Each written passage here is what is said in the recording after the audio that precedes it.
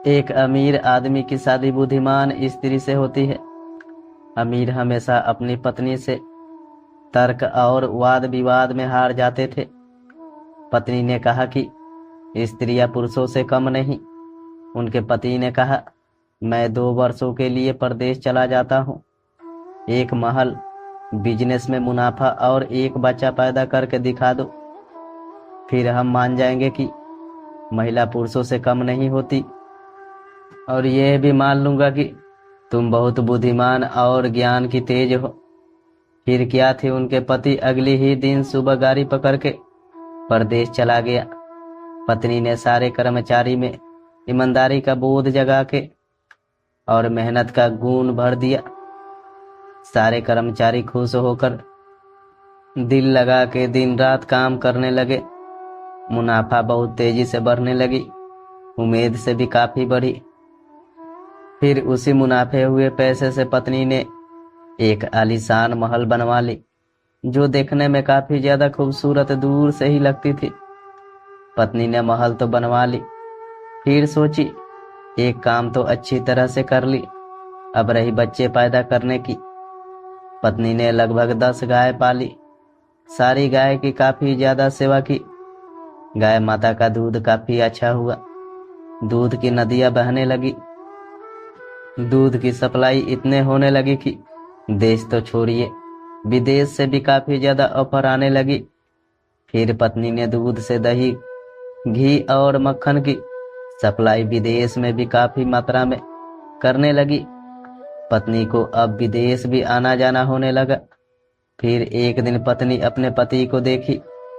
पत्नी सोची क्यों ना अपने पति को सरप्राइज दी जाए, लेकिन कुछ ही पल में उसे अपने पति की शर्तें याद आ गई और अपने आप को संभाल ली। पत्नी को एक ही बात खाई जा रही थी कि शर्तें तो पूरी लगभग हो चुकी है, लेकिन बच्चे कैसे पैदा होंगे। पत्नी एक स्वाभाविक महिला थी। वो गैर पुरुषों के साथ हम बिस्तर तो होना नहीं चाह रही थी। फिर उसके दिमाग में एक उपाय सूझा। पत्नी ने भेष बदलकर अपने पति से एक पार्क में मिली। उनके पति पत्नी को पहचान नहीं पाया। पत्नी बहुत गरीब लड़की बनकर उनके साथ पेश आई थी। पत्नी बोली कि मैं यहाँ दूध, दही और मलाई बेचती हूँ। पत्नी के पति बोले, मुझे भी आप रोज दूध और दही मेरे घर दिया करो। फिर क्या थी, रोज पूजा दूध दही देने उनके रूम जाने लगी। पत्नी की मुलाकात अब बराबर उसके पति से होने लगी। पत्नी उनके लिए चाय नाश्ता भी बना दिया करती थी। और एक दिन रूप के मोहपास में फंसाकर एक दिन संबंध बना ली। फिर 1-2 बार और संबंध बना के अपने पति को खुश करके एक अंगूठी उपहार में ले ली। फिर कुछ ही दिन में वो अपने देश लौट आई। पत्नी एक बच्चे की माँ भी बन गई। 2 वर्ष पूरे होने पर जब पत्नी के पति घर आए तो महल और शानो शौकत देखकर पति दंग और प्रसन्न भी काफी हुए। मगर जैसे ही पत्नी की गोद में बच्चा देखा, क्रोध से चीख उठा और चिल्लाते हुए बोला, ये बच्चा किसका है। पत्नी ने जब दही वाली गुजरी की याद दिलाई और उनकी दी अंगूठी दिखाई तो उसके पति का दिमाग हिल गया और हक्के बक्के रह गया।